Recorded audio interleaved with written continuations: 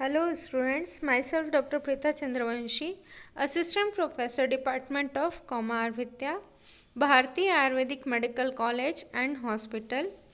तो आज बाल रोग की क्लास में हम आगे कुपोषण जन्य व्याधि के अंतर्गत माइक्रोन्यूट्रिएंट्स के कमी के कारण और अधिकता के कारण क्या क्या शरीर में परिवर्तन आता है, कौन कौन सी व्याधियों का शरीर को सामना करना पड़ता है बच्चों में, वो हम आगे देखेंगे।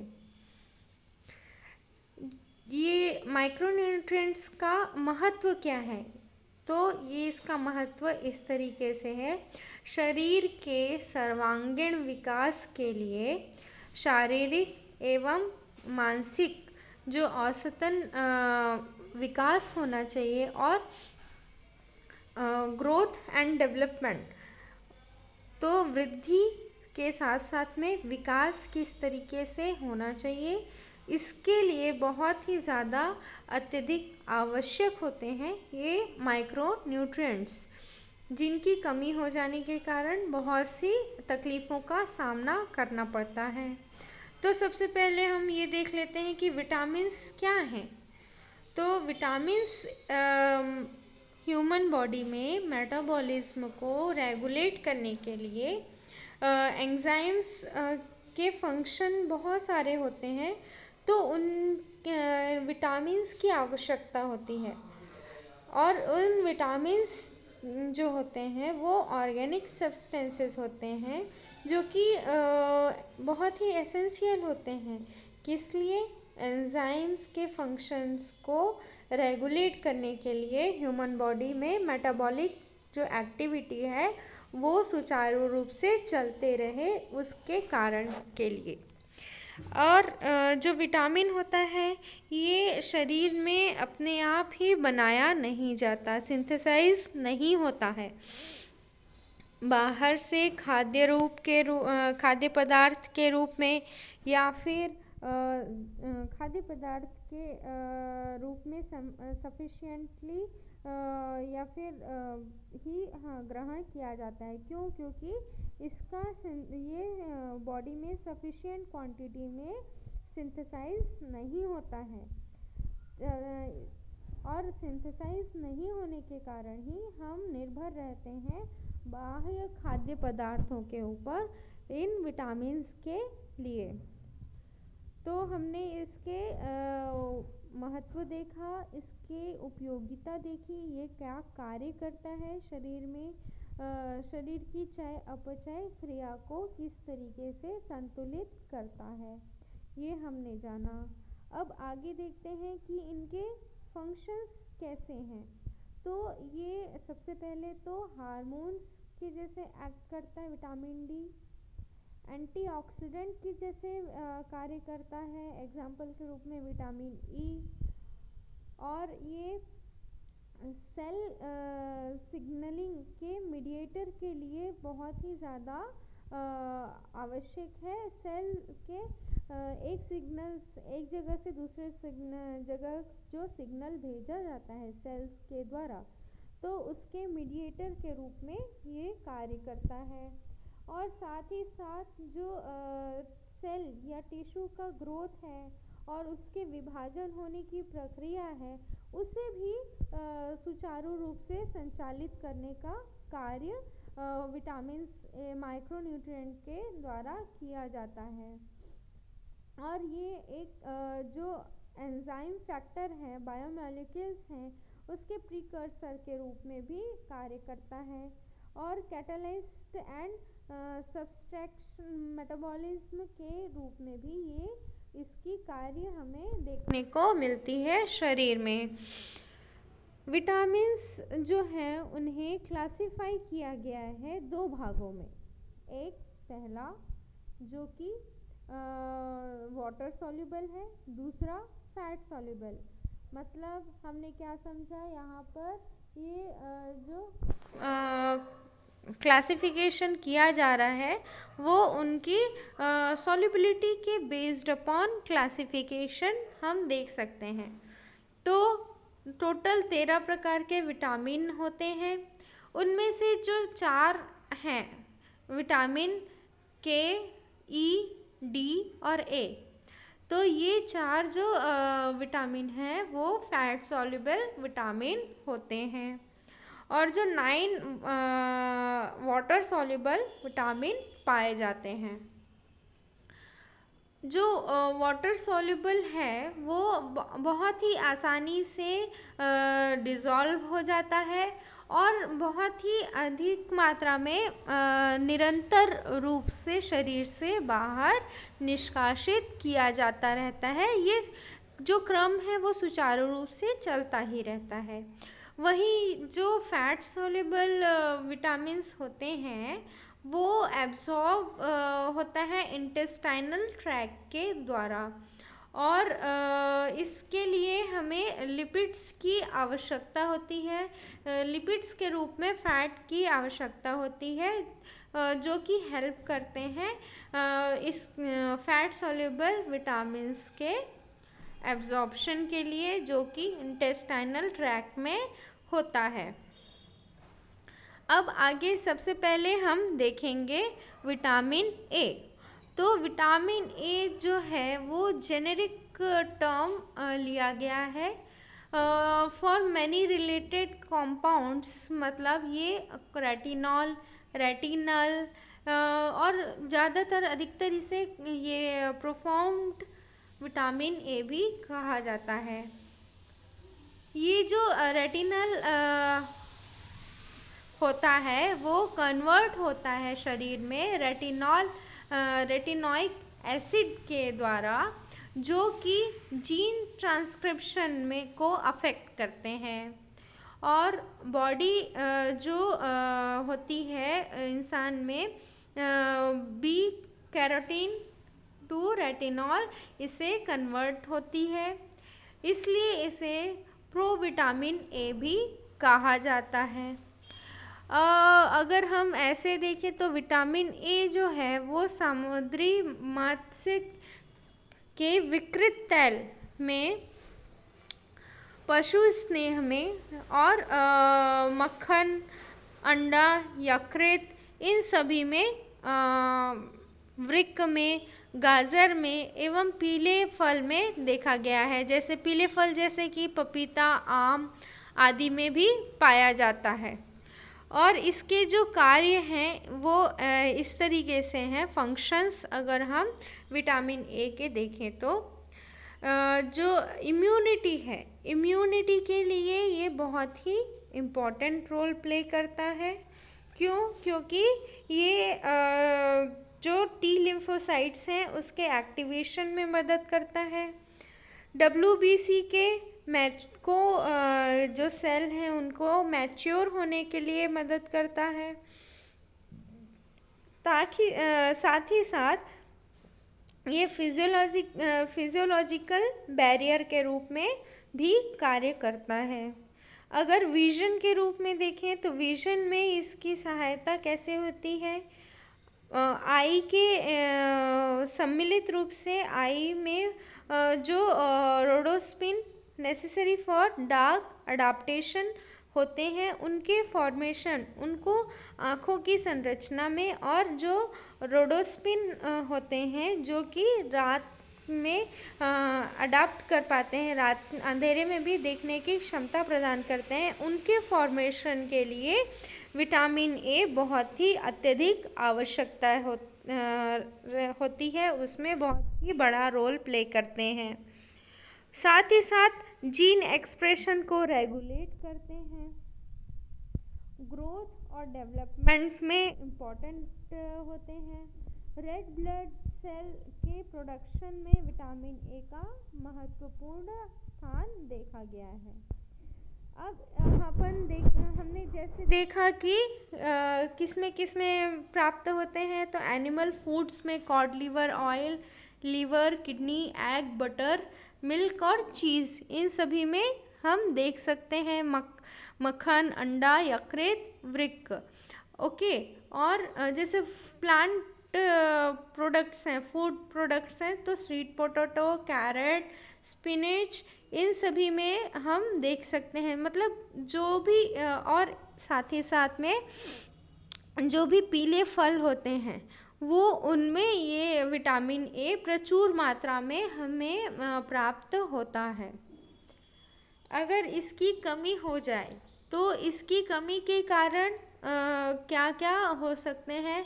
ऑक्यूलर चेंजेस हो सकते हैं नाइट, क्योंकि ये रात्रि में देखे जाने के लिए जो संरचनात्मक उत्पत्ति है उसके लिए सहायक होता है।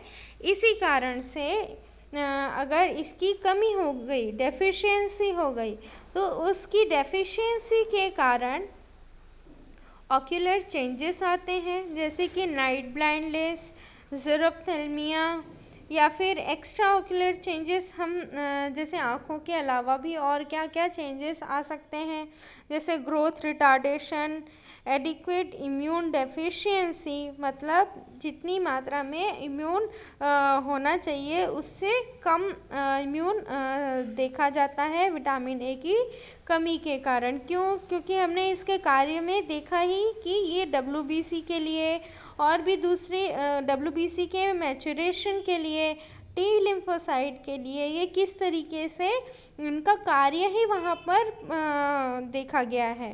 तो अगर कमी हो गई तो उससे रिलेटेड जो भी तकलीफ़ें हैं वो हमें देखने को मिलेंगी। साथ ही साथ एनीमिया की कंडीशन भी हमें प्राप्त होती है। तो अगर इसके कारण को जाने तो इसके कारण में हम ये देखते हैं कि प्रायः इसकी कमी कैसे होती है? कुपोषण के साथ में ही विटामिन ए की कमी देखने को मिलती है। इसकी अल्पता के कारण और भी रोग हो सकते हैं, जैसे कि अतिसार, जीर्ण अतिसार, माल एब्जॉर्प्शन सिंड्रोम हो सकता है। कुछ अग्न्याशय की व्याधियां भी हो सकती हैं, जैसे कि फाइब्रोसिस्टिक डिसीज हो सकता है, यकृत की कार्यक्षमता में कमी आ सकती है, और किसी भी कारण से अभी जो भी हमने कारण का वर्णन किया है, उन किसी भी कारणों से अगर विटामिन ए के शोषण या फिर उसके मेटाबॉलिक रेट में विकृति या कर अल्पता हो जाती है, तो हमें कुछ लक्षण भी देखने को मिलते हैं। जैसे WHO ने क्लासिफिकेशन में बताया है कि हमें कुछ साइंस मिलेंगे, प्राइमरी साइन जो प्राथमिक लक्षण रहेंगे और सेकेंडरी लक्षण हमें देखने को मिलेंगे। तो अगर इसके लक्षणों की बात करें तो नेत्रगत लक्षण जो है वो सबसे पहले हमें सर्वप्रथम दृष्टिवर्णक, रोडोप्सिन एवं दृष्टि रंजक विजुअल जो परप्यूरल है उसकी कमी हो जाने से रात्रि अंधता पैदा हो जाती है। बच्चा रात में देख नहीं पाता है। जब भी बच्चा ऐसे रात होगी या फिर अंधेला होगा तो चीज़ों को टटोलता हुआ हमें नज़र आएगा। साथ ही साथ हम जब एग्जामिन करेंगे तो हमें ये भी मिलेगा कि ज़ीरोसिस सबसे पहला बच्चे को हमें देखने को मिलेगा लक्षण के रूप में, जिसमें नेत्र कला में शुष्कता आ जाती है। तो नेत्र कला के ऊपर शुष्कता, खरता, झुर्रियाँ एवं जो गंदलापन है वो पूरा भूरा वर्ण का, ब्राउन कलर का हो जाता है। और यूजुअली ये जो चेंजेस हैं, ये जो परिवर्तन है नासिका की ओर, मतलब जो अपना इनर कैंथस है उस ओर ज़्यादा हमें देखने को मिलता है, और संपूर्ण कनिका को घेरे हुए ये होता है। फिर भी जो बाह्य इसके बाहर के किनारे होते हैं उनमें प्रायः बायोटिड्स स्पॉट्स देखने को मिलते हैं। तो ये प्राइमरी लक्षण में बायोटिड्स स्पॉट हमें देखने को मिल रहे हैं। साथ ही साथ जो ये धब्बा पतले श्वेत झागदार या फिर ग्रीसी पदार्थ से ढका हुआ हो सकता है। लंबे समय तक अगर अल्पता रहती है तो जो कृष्ण पटल है उसमें विकृति केराटोमलेशिया हमें देखने को मिलता है। तो अगर जैसे ये आप देखिए जो डिसीज़ है उसका प्रोग्रेशन हम देख रहे हैं, और उसमें जैसे जो जो साइंस है वो हमें कंटिन्यूसली आगे बढ़ते जा रहा है। वो किस तरीके से एक के बाद दूसरा, दूसरे के बाद तीसरा हमें साइंस देखने को मिल रहा है, हम ये समझ रहे हैं। मतलब क्या हो रहा है, जो व्रण होगा वह व्रण के भरने से जो श्वेतता का आना प्रारंभ हो जाएगा। अर्थात जो भी वुंड फॉर्मेशन हो रहा है, व्रण हो रहा है, जब वो फील हो रहा है, भर रहा है, तो उसमें क्या हो रहा है, वाइटिश डिस्कलरेशन, श्वेतता आती चली जा रही है। अब इसमें प्रायः संक्रमण हो जाने से स्थिति जो है, अगर इन्फेक्शन हो गया है तो जो स्थिति है वो और ही ज़्यादा बिगड़ जाएगी।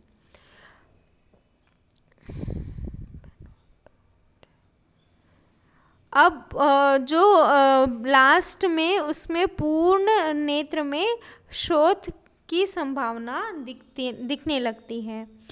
उसके बाद में अब आगे जैसे बहिर्गत लक्षण भी हमने देखा है, तो उसके बारे में भी चर्चा करते हैं कि बहिर्गत जो लक्षण हैं वो उसमें क्या होते हैं। देखिए इस तरीके से आपको बाइटिड्स स्पॉट्स मिलेंगे, कॉर्नियल जीरोसिस मिलेगा एंड केराटोमलेशिया देखने को मिलेगा। और बहिर्गत जो लक्षण है उसमें इस तरीके से छोटे छोटे दाने जैसे हमें स्किन में फॉलिकुलर हाइपर केराटोसिस भी देखने को मिलता है, जिसे टोड स्किन यह भी कहा जाता है। और इसमें शुष्क और पिछले छिलके युक्त त्वचा, विशेष रूप से हाथ, पैर आदि के बाह्य भाग में देखने को मिलती है। साथ ही साथ जिह्वा विकार, हाइपर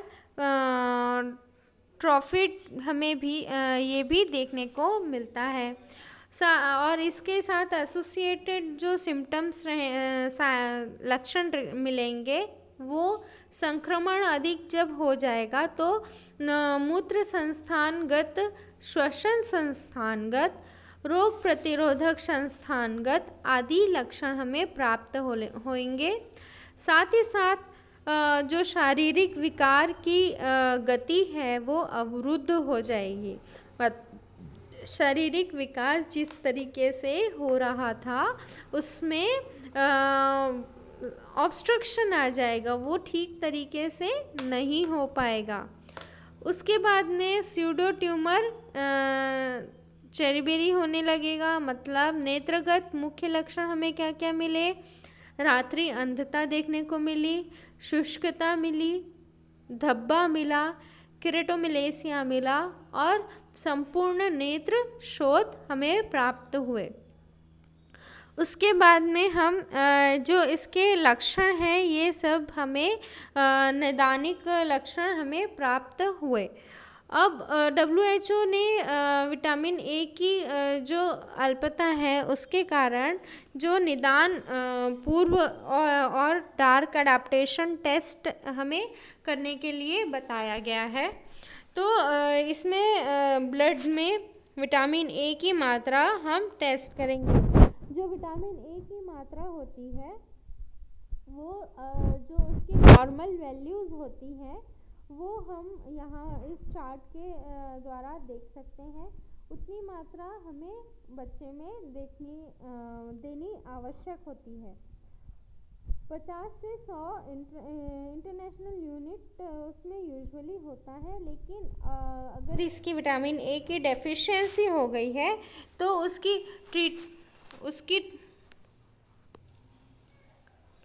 उसके ट्रीटमेंट के लिए हमें जो 0 to 5 मंथ्स के बच्चे हैं उनमें इमीडिएटली जब डायग्नोस हुआ तब 50,000 इंटरनेशनल यूनिट के क्वांटिटी में हमें बच्चे को विटामिन ए देना है। और 6 से 12 महीने के बच्चे में 1 लाख, 12 महीने से एडोलेसेंट तक के बच्चों में 2 लाख इंटरनेशनल यूनिट के क्वांटिटी में हमें देना है। ये इमीडिएटली देना है, देन कुछ दिनों के अंतराल में हमें देना है, और subsequently contact at least 2 weeks later, मतलब 2 सप्ताह के बाद में हमें ज़रूर से देना होता है।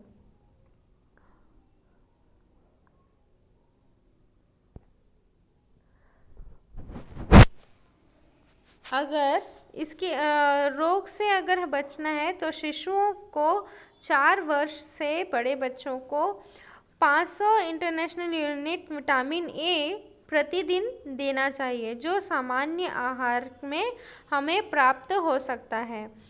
पतला मल होने के बाद में ये अवश्य ज़रूर से देना चाहिए। और अगर इस शुष्कता का प्रभाव कृष्णपटल पर पड़ गया है तो इसको ऑप्थेल्मोलॉजिस्ट की से प्रॉपर कंसल्ट करके इसका ट्रीटमेंट कराना चाहिए।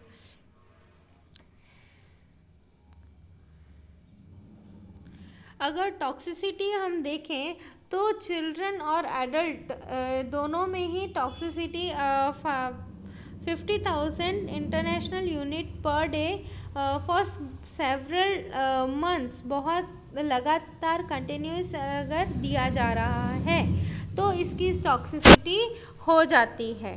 तो ऐसी कंडीशन में जो हमें टॉक्सिसिटी होने के कारण जो लक्षण प्राप्त होते हैं उनके अंतर्गत जो लक्षण आते हैं वो हैं जैसे डर्मेटाइटिस विथ ज़ैंथोसिस क्यूटिस, देन हिपैटोस्प्लीनोमेगाली की कंडीशन हो जाती है। बच्चे में फटीग मिलेगा, मलेज मिलेगा, एनोरेक्सिया मिलेगा, वोमिटिंग मिलेगा, रिकरेंट वोमिटिंग मिलेगा, और बच्चे का किसी भी चीज़ में अरुचि दिखाई देगी। उसको सभी जो संधियां हैं, अस्थियां हैं, वहाँ पर पेन रहेगा, बहुत ही वेदना रहेगी, साथ ही साथ फ्रैक्चर अस्थि भग्न होने के संभावना काफ़ी ज़्यादा देखने को मिलती है।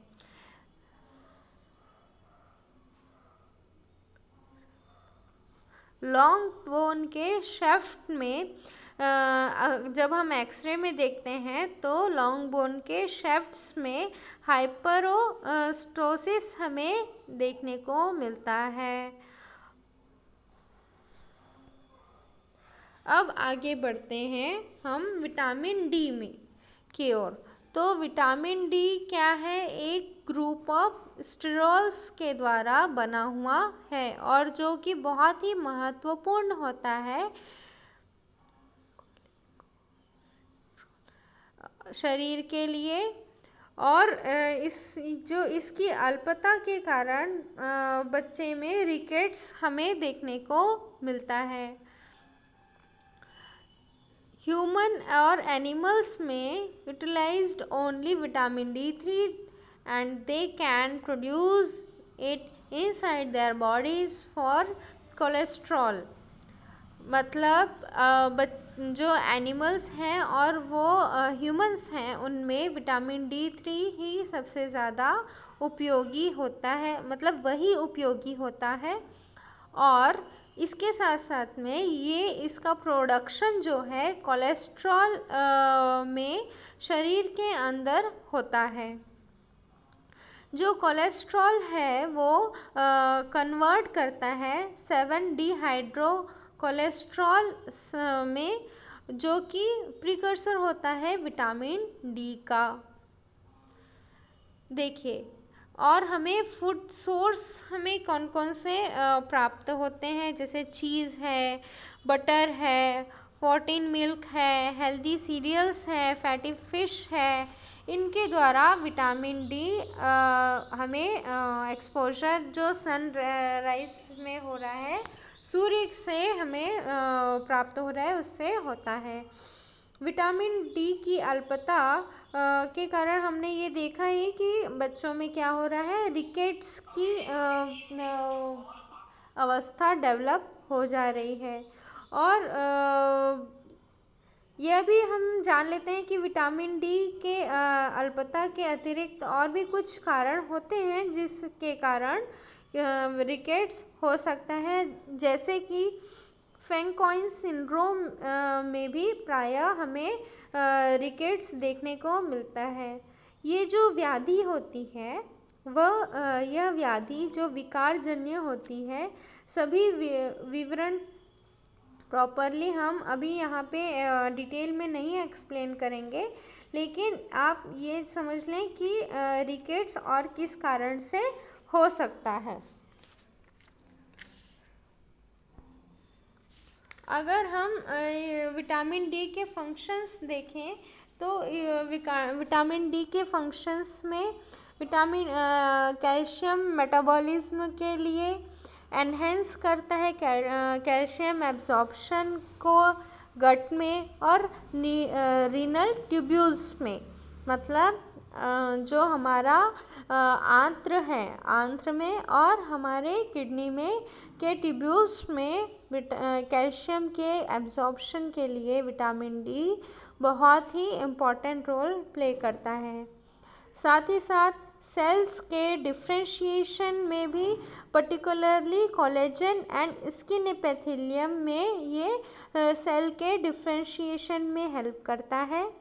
साथ ही साथ immunity, cell mediated immunity, coordination of the immune response, इनके लिए ये बहुत ही अच्छा होता है। इनके कार्य के अंतर्गत, विटामिन डी के कार्य के अंतर्गत ये सभी कार्य आते हैं। अगर डेफिशिएंसी हो गई तो हमने अभी देखा कि रिकेट्स होता है स्मॉल चिल्ड्रन में, और ऑस्टियोमलेशिया होता है जो टोडलर एज के बच्चे हैं। साथ ही साथ ये जो विटामिन डी की डेफिशिएंसी हो रही है, जो सनस्क्रीन, मेलानिन, लैनिटिडिन और विंटर ऐसी मतलब जब सन नहीं एक्सपोज हो पाता है बॉडी में, तो उसके कारण क्या क्या होता है, सिजोफ्रेनिक डिप्रेशन हो जाता है, इन्फेक्शंस की कंडीशन डेवलप हो सकती है, ट्यूबरकुलोसिस हो सकता है, इन्फ्लुएंजा हो सकता है, अपर रेस्पिरेटरी ट्रैक इन्फेक्शन अत्यधिक मात्रा में देखने को मिलता है। साथ ही साथ बहुत ही ज़्यादा अगर कमी हो गई है तो hepatic failure, renal failure, nephrotic syndrome, obesity, malabsorption के कारण कॉन्स डिसीज, ये सभी coeliac disease, liver disease, cystic fibrosis, ये सभी हमें देखने को मिल सकते हैं। और इसके साथ ही साथ बच्चे में जो एंटीरियर फ्रंटानल है, वो जो ब्रह्मरंध्र जिसे कहा जाता है, वो भी देर से बंद होता है।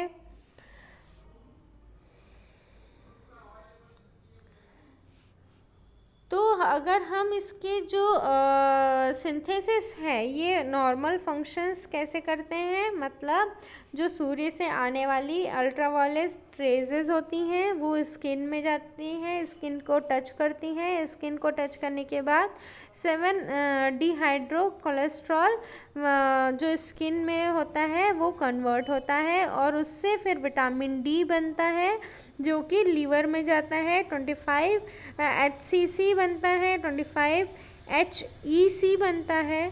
इस तरीके से जो बाह्य कोशिका द्रव्य में, जो एक्स्ट्रा सेल्युलर फ्लूइड में उपस्थित होता है, और मैट्रिक्स में कैल्शियम एंड फास्फोरस की सांद्रता हेतु ये बहुत ही आवश्यक होता है।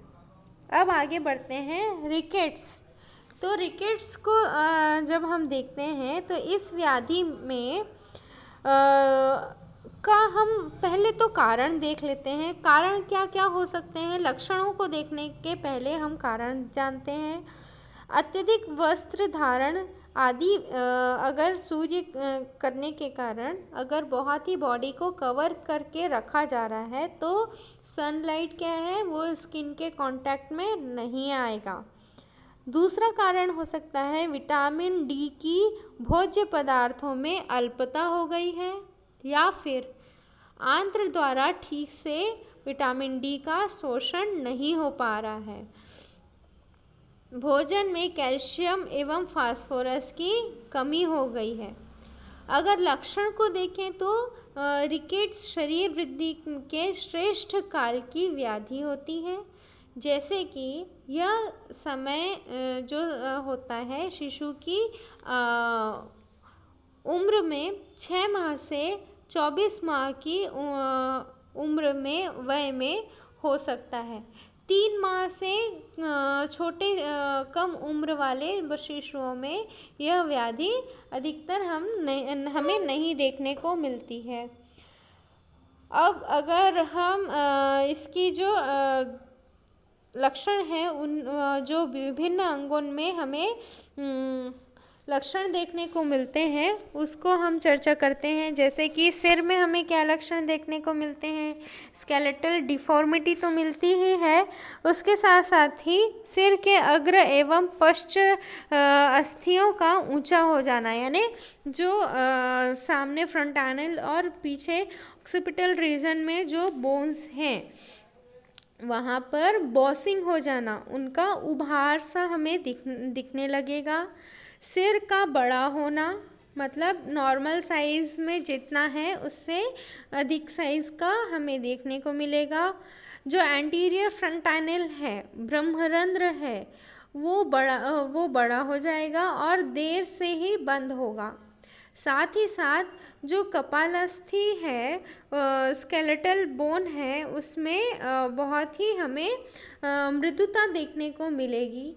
जैसे कि जो भी अस्थियां हैं उसे अंगूठे से दबाने पर टेबल टेनिस के गेंद की जिस तरीके से वो दब जाता है वैसे ही जो अस्थियां हैं वो भी हो जाएंगी, मतलब सॉफ्ट स्कल हमें देखने को मिलेगा। दांत के बारे में देखें तो दांत जो है वो दांतों का देर से निकलना, विकृत दंत की उत्पत्ति होना और कृमि दंत, ये सभी हमें दंत के लक्षण देखने को मिलेंगे। वक्ष के सामने के भाग पर मध्य के दोनों ओर परशुकाओं के संधि स्थलों के फूलने से क्या होगा, रुद्राक्ष के माला जैसी अपीयरेंस हमें प्राप्त होगा, जिसे रिकेट रोसरी का भी कह सकते हैं। और जो चेस्ट है वो चेस्ट कैसा रहेगा, कपोतवत वृक्ष का हो जाएगा। और जो मेरुदंड है, जो हमारा वर्टिब्रल कॉलम है, वो उसमें स्कोलियोसिस पार्श्व में मुड़ जाएगा जो मेरुदंड है, या फिर काइफोसिस पीछे की ओर मुड़ जाएगा। ये सभी लक्षण हमें प्राप्त होंगे। साथ ही साथ जो कलाई है, घुटने हैं, उनके जो अस्थि शिखर के प्रांत हैं उनकी वृद्धि, और पैरों के बाह्य या अंतः वक्र होना, घुटनों का आपस में जुड़ना, नॉकनी, ये सभी लक्षण हमें प्राप्त होंगे। और कभी कभी ऐसा भी हो सकता है कि जो अस्थि भग्न की अवस्था, मतलब फ्रैक्चर्स की कंडीशन भी हमें प्राप्त हो सकती है।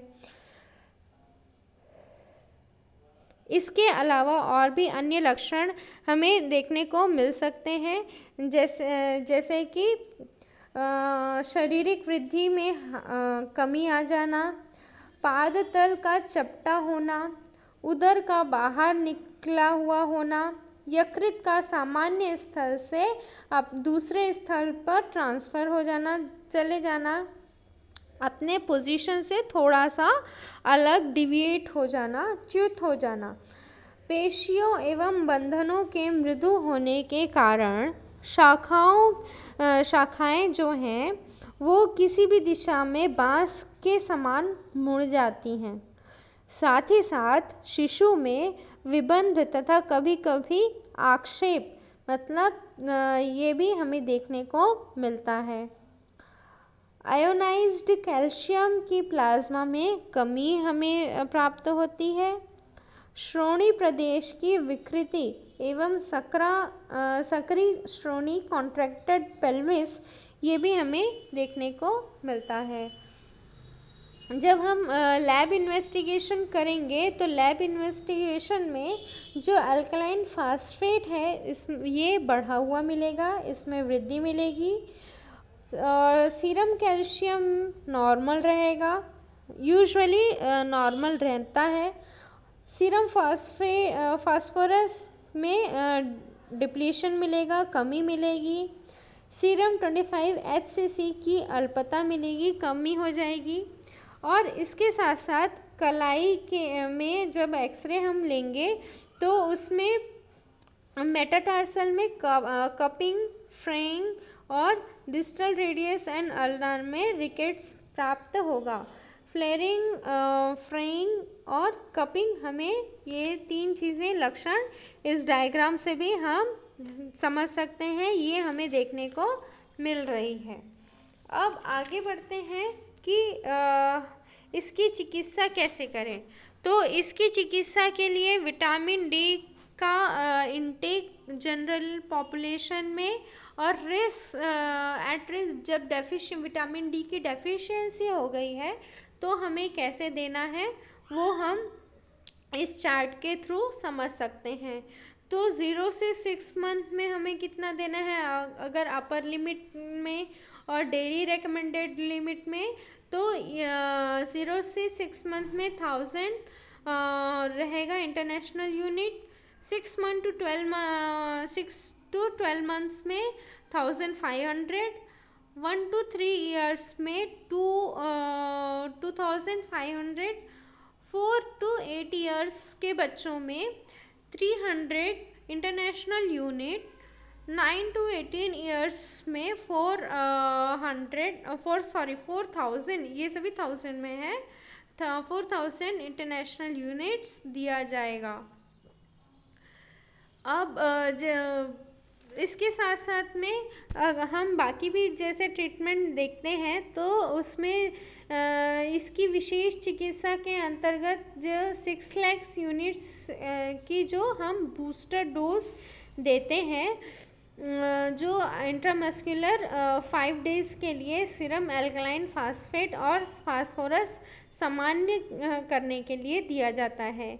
और एक्सरे में हम मॉनिटर करते रहेंगे, ऑब्जर्वेशन में रखेंगे, तो 10 से 14 दिन में जो स्वस्थता के लक्षण हैं वो हमें देखने को मिल जाते हैं। और जो कैल्शियम और फास्फोरस है इन्हें हम रिपीट जितनी रिक्वायरमेंट है उसके अकॉर्डिंग रिपीट किया जा सकता है, बच्चे के कंडीशन के ऊपर निर्भर करता है। इसके साथ साथ जो विटामिन डी है वो संतुलित आहार के रूप में भी देना अत्यंत आवश्यक होता है। और विटामिन डी के साथ साथ कुछ अलग हम अपने जो मेडिसिन है जैसे श्रृंग भस्म है, मुक्ता शुक्ति भस्म है, शुक्ति भस्म, सुधावटक अवलेह, कुकुटांड त्वक भस्म, इन सभी भस्मों का भी हम जो डोसेज है वो प्रॉपरली मेजर करके बच्चे के एज के अकॉर्डिंग हम दे सकते हैं। तो इससे क्या होगा कि प्रॉपर बच्चे में हम उसके जो विटामिन डी की डेफिशिएंसी जो हो गई है, कमी हो गई है, वो हम दे सकते हैं और उसको मॉनिटर कर सकते हैं। अगर बहुत ही ज़्यादा अस्थियों में वक्रता आ गई है, अस्थि में डिफॉर्मिटी आ गई है, तो ऐसी कंडीशन में हम सर्जिकल मेथड्स अडॉप्ट करेंगे और सर्जिकल मेथड्स के द्वारा जो भी डिफॉर्मिटी आई है उसे करेक्ट करेंगे। अगर प्रॉपर ट्रीटमेंट जितना गाइडलाइन दिया गया है उसके अकॉर्डिंग ट्रीटमेंट करने के बाद में भी रिकेट्स में अगर लाभ नहीं हो रहा है, कोई भी हमें उसके स्वास्थ्य में सुधार नहीं दिख रहा है, तो ऐसी कंडीशन में हम जो और भी इसके क्लासिफिकेशन है उसके बारे में भी सोचेंगे। जैसे कि रेजिस्टेंस रिकेट होता है, जिसमें कुपोषण के कारण और या फिर वृक्कगत विकार के कारण हो सकता है। फैंकॉइन्स सिंड्रोम हो सकता है। तो इन सभी के लिए हम ज़रूर से ध्यान में रखेंगे। अगर विटामिन डी के ऊपर निर्भर जो रिकेट है, उसके अंतर्गत 2 वर्ग आते हैं। पारिवारिक हाइपोफॉस्फेटीमिया, मतलब ये जो डिसीज़ है, ये जो व्याधि है, वो एक्स लिंक्ड डोमिनेंट ट्रेट द्वारा होती है। प्रायः बालकों को तथा कभी कभी बालिकाओं को भी यह जो व्याधि है वो प्रभावित कर सकती है। बच्चा जो जन्म के समय सामान्य होता है, वो 6 माह की आयु में विकास दर जो होता है उसमें विकृति आ जाती है। अधोशाखा विकृति आ जाती है। साथ ही साथ और भी बहुत से लक्षण हमें दिखने को मिलते हैं, जैसे कि decrease in the normal angle plus torsion of the neck, ये हमें देखने को मिलता है। कुपोषण जन्य रिकेट्स की तुलना की दृष्टि में वक्ष और सिर की जो अस्थियां होती हैं वो कम परिवर्तित होती हैं। रिकेट रोजरी नहीं बनती है, श्रोणि में परिवर्तन नहीं आता है और प्रायः रोगी छोटी कद का होता है। दांतों में भी विकृति आ जाती है ऐसी कंडीशन में। और ऐसी कंडीशन में जब हम ट्रीटमेंट देंगे तो विटामिन डी जो है वो 50,000 से लेकर 1,50,000 यूनिट्स पर डे के अकॉर्डिंग देंगे। फॉस्फेट जो है 0.5 से 1.5 ग्राम पर डे ओरली दिया जाना चाहिए। और इसके बाद में जो सेकंड कंडीशन है वो है कृत्रिम विटामिन डी की अल्पता। मतलब इस व्याधि का पता जो चला है वो 1961 में पता चला है, और यह जो व्याधि है शिशु की सामान्य पूर्ण मात्रा विटामिन डी मिलने के बाद भी होती है। तो ऐसी कंडीशन मतलब बच्चे को पूरी तरीके से विटामिन डी मिल रहा है, फिर भी ये डिसीज़ बच्चे को हुआ, तो यह जो डिसीज़ है वो यूजुअली 3 मंथ से 12 मंथ्स की एज वाले बच्चों में हमें देखने को मिलता है। बट जो लक्षण है वो बाद में भी मिल सकते हैं। और इस डिसीज़ में क्या होता है, जो कृत्रिम आर्टिफिशियल विटामिन डी की डिफिशिएंसी हो गई है, इसमें व्याधि के में सीरम कैल्शियम एवं फास्फेट की मात्रा कम हो जाती है। सीरम एल्कलाइन फास्फेट एक्टिविटी बढ़ जाती है। तो विटामिन डी 10,000 से लेकर 50,000 यूनिट्स पर डे की मात्रा में ट्रीटमेंट के लिए हमें देना चाहिए। और बच्चे को मात्र रोगी की आवश्यकता अनुसार हमें जो क्वांटिटी है विटामिन डी की वो हम चेंज कर सकते हैं। विटामिन डी 3.5 से लेकर 1 माइक्रोग्राम पर डे की डोज से दिया जा सकता है। अब आगे थोड़ा सा हम फ्रेनिक सिंड्रोम को भी देख लेते हैं। फ्रेनिक सिंड्रोम क्या होता है? फ्रेनिक सिंड्रोम जो है वृक्क मध्य नलिकाएं जो होती है, प्रॉक्सिमल रीनल ट्यूब्यूल्स, इनमें बहुत से विकारों के कारण ये रिकेट्स को उत्पन्न करता है।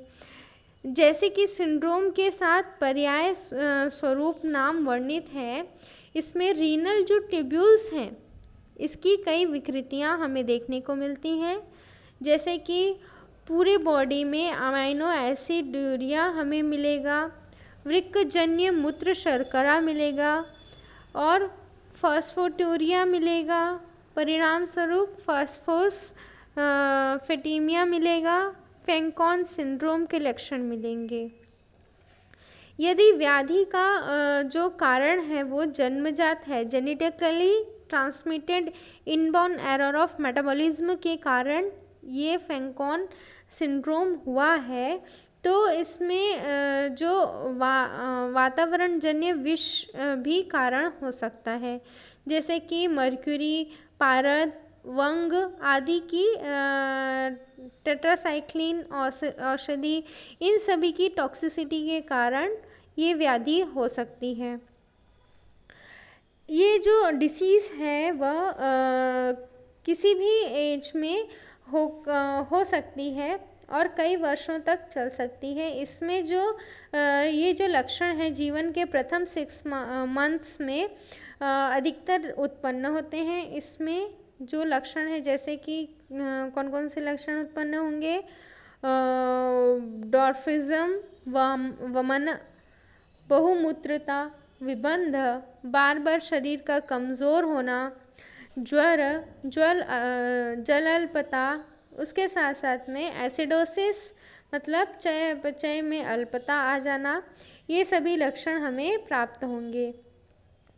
एक्सरे परीक्षण में रिकेट के लक्षण भी हमें देखने को मिलते हैं।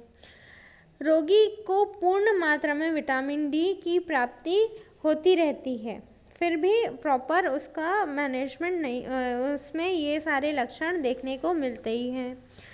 और जो ट्रीटमेंट है वो सिम्टोमेटिक ट्रीटमेंट हम करेंगे, द्रव्यों की पूर्ति रोगी की सुरक्षा के लिए की जाएगी। साथ ही साथ रिकेट्स में जिस तरीके से हमने ट्रीटमेंट एक्सप्लेन किया है वो सारे ट्रीटमेंट्स हम अडॉप्ट करेंगे। और अस्थि विकृति की चिकित्सा अगर सर्जिकल मेथड्स अडॉप्ट करना है तो सर्जिकल मेथड्स के द्वारा की जानी चाहिए। अब आगे बढ़ते हैं विटामिन डी की टॉक्सिसिटी। अगर बहुत ज़्यादा विटामिन डी इन्फेंट्स में 2000 से 3000 इंटरनेशनल यूनिट्स पर डे के अकॉर्डिंग दिया गया है, तो ये हाइपर विटामिनोसिस हो सकता है, जिसके कारण बच्चे में नौसिया होगा, मतलब बार बार उल्टी जैसा बच्चे को प्रतीत होगा, वोमिटिंग होगी, छर्दी होगा, बहुत ज़्यादा प्यास लगेगी बच्चे को और बार बार यूरिन पास करेगा, बहुत ही सिवियर ईचिंग होगी, बहुत ही ज़्यादा कंडू उसे बच्चे को होगा, उसके जो जॉइंट्स हैं और उसकी मांसपेशियां हैं, जो संधि और मांसपेशियों में बहुत ही ज़्यादा क्या मिलेगा, पेन मिलेगा। नेफ्रोटिक भी हमें लक्षण मिलेंगे और कोमा भी हो सकता है। अब आते हैं विटामिन सी में। तो विटामिन सी जो होता है वो ह्यूमंस में स्पेशली सिंथेसाइज नहीं होता है और बाहर से फूड प्रोडक्ट्स के रूप में ही एब्जॉर्ब करना होता है। जो कोलेजन है उसका manufacture vitamin C ascorbic acid के द्वारा किया जाता है और ये जो ब्लड वेसल है उसको प्रोटेक्ट करते हैं, सपोर्ट करते हैं, बोन्स को, जॉइंट्स को, ऑर्गन्स को, मसल्स को, सभी को प्रोटेक्ट एंड सपोर्ट करने का कार्य विटामिन सी एस्कॉर्बिक एसिड के द्वारा किया जाता है।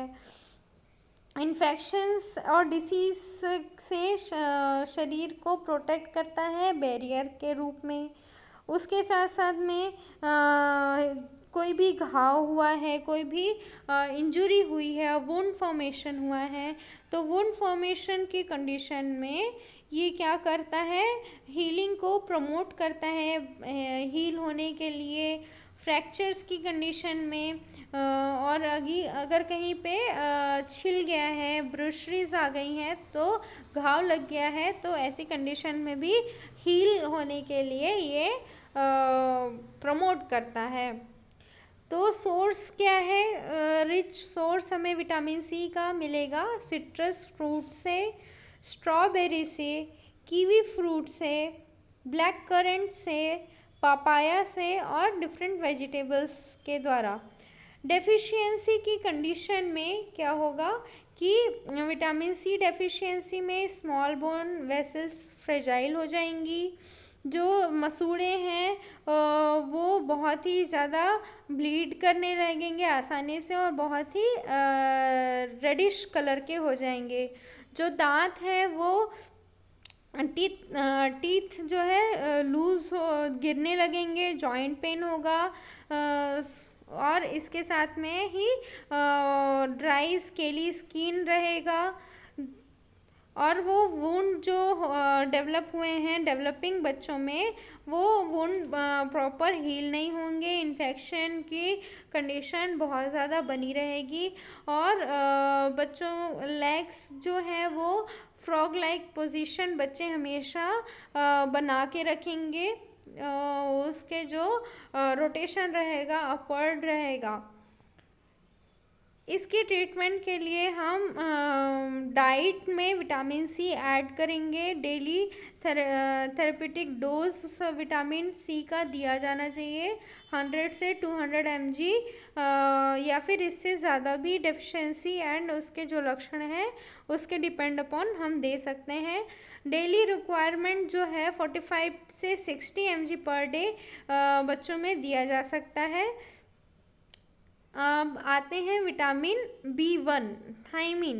तो ये इसका क्या रोल है शरीर में, ये देखते हैं कि एनर्जी प्रोडक्शन के लिए, कार्बोहाइड्रेट, फैटी एसिड मेटाबॉलिज्म के लिए ये बहुत ही आवश्यक है, अत्यंत आवश्यक है।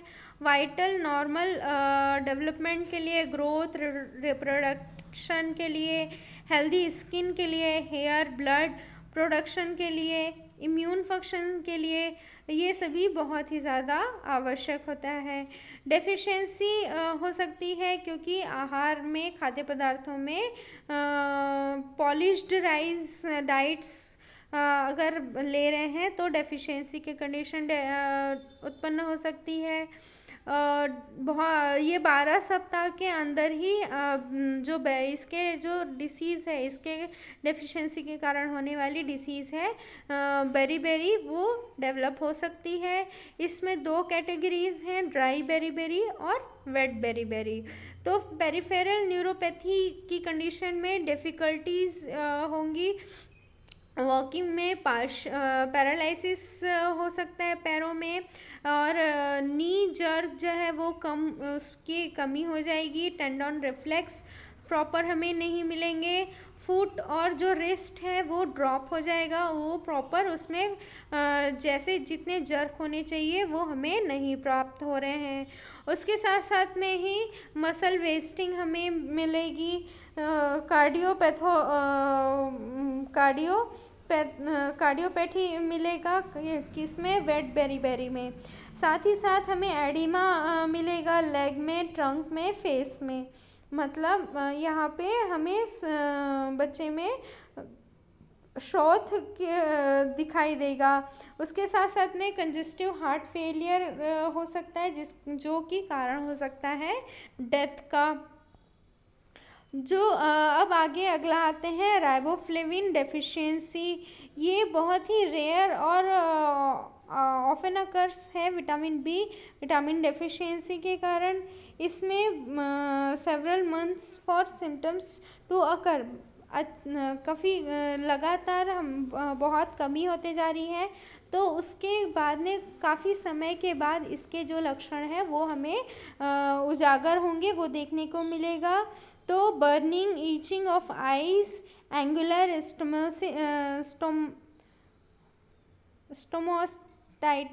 सोमेटाइटिस रहेगा, मतलब जो होंठ हैं उनके किनारों पर घाव की तरह हमें सोमेटाइटिस मिलेगा। स्वेलिंग और सोलो अल्सरेशन ऑफ लिप में मिलेगा, ग्लोसाइटिस मिलेगा। इस तरीके से एंगुलर स्टोमेटाइटिस एंड की कंडीशन हमें प्राप्त होगी। उसके बाद आता है विटामिन B3। नैनी इसमें ये एसेंशियल होता है स्किन के लिए, टंग के लिए, डाइजेस्टिव ट्रैक्ट टिश्यूज़ के लिए और आरबीसी के फॉर्मेशन के लिए। ये अब आगे देखते हैं डेफिशिएंसी के कारण क्या होता है। 3Ds हमें देखने को मिलती हैं। पेलिग्रा की कंडीशन हो सकती है विटामिन B3 के कंडीशन डेफिशिएंसी की कंडीशन में डायरिया होगा, डर्मेटाइटिस होगा, डिमेंशिया होगा।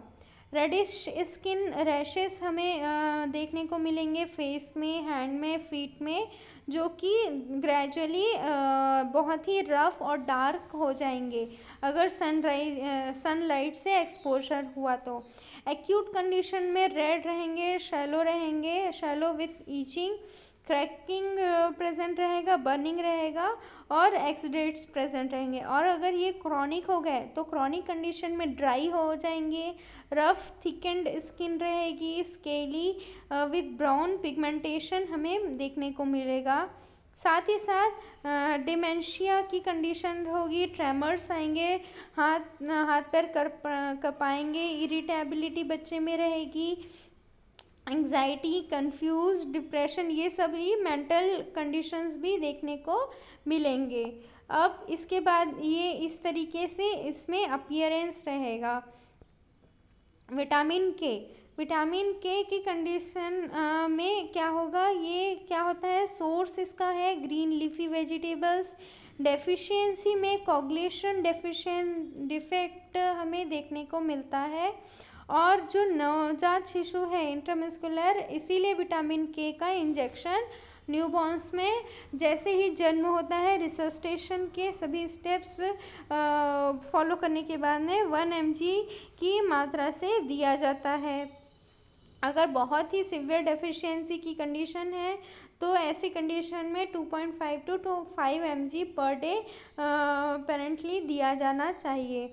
उसके साथ में ही अब अगला हम देखते हैं एनीमिया। तो एनीमिया जो है वो आयरन डेफिशिएंसी एनीमिया ये बहुत ही ज़्यादा कॉमन होता है, कॉमन कॉज होता है एनीमिया का। Most common preventable nutritious deficiency के कारण होता है।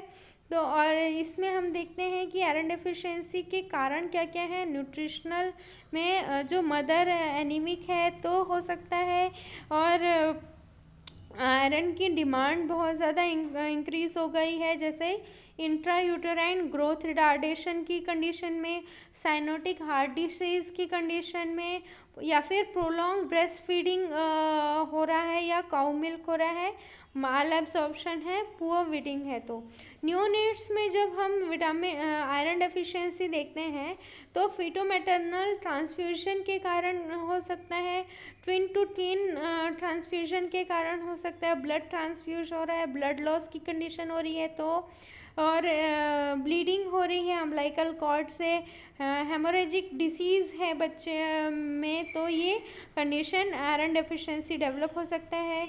और अगर जो चिल्ड्रंस हैं उसमें हुकवर्म इन्फेस्टेशन है, रेक्टल पॉलिप्स हैं, तो ये सभी कंडीशन में डेवलप हो सकता है। साइन एंड सिम्टम अगर हम देखें तो आयरन डेफिशिएंसी में टायर्डनेस रहेगा, पैलर रहेगा, ट्रैकीकार्डिया रहेगा, फटीग रहेगा, हेडेक रहेगा, ब्रेथलेसनेस रहेगा। ट्रीटमेंट हम इसके डाइटरी एंड फूड सप्लीमेंट्स के द्वारा, आयरन सप्लीमेंट्स के द्वारा इसे ट्रीट कर सकते हैं। जिंक डेफिशिएंसी में आते हैं। जिंक डेफिशिएंसी बहुत ही एसेंशियल कंपोनेंट है हमारी मैक्रोन्यूट्रिएंट्स का। क्योंकि बहुत से एंजाइम्स और मेटाबॉलिक प्रोसेस इसके द्वारा कंडक्ट होते हैं। जिंक जो है डेफिशिएंसी न्यूट्रिएंट के द्वारा कॉम्प्लीमेंट्री फूड मिक्स्ड जब होते हैं तो इन्फेंट्स में वजन को वेइंग के लिए जब उसका क्षीरात के बाद क्षीर अन्नाद अवस्था आती है तो हम फुलफिल कर सकते हैं। डेफिशिएंसी में स्किन लीशंस रहेंगे, इम्यून इम्पेयरमेंट रहेगा, डायरिया, पुअर ग्रोथ, उसके साथ में ही फेलियर टू थ्राइव, ये सारे कंडीशन हमें देखने को मिल सकते हैं। डेफिशिएंसी को अगर ट्रीट करना है तो हम, अगर डायरिया की कंडीशन के कारण डेफिशिएंसी हुआ है तो 10 mg पर डे इन्फेंट्स के लिए बिलो 6 मंथ, और 20 mg per day zinc for 10 to 14 days more than 6 month हम दे सकते हैं। Thank you so much students. इससे रिलेटेड आपको जो भी क्वेश्चंस हैं आप मुझे मैसेज करके पूछ सकते हैं।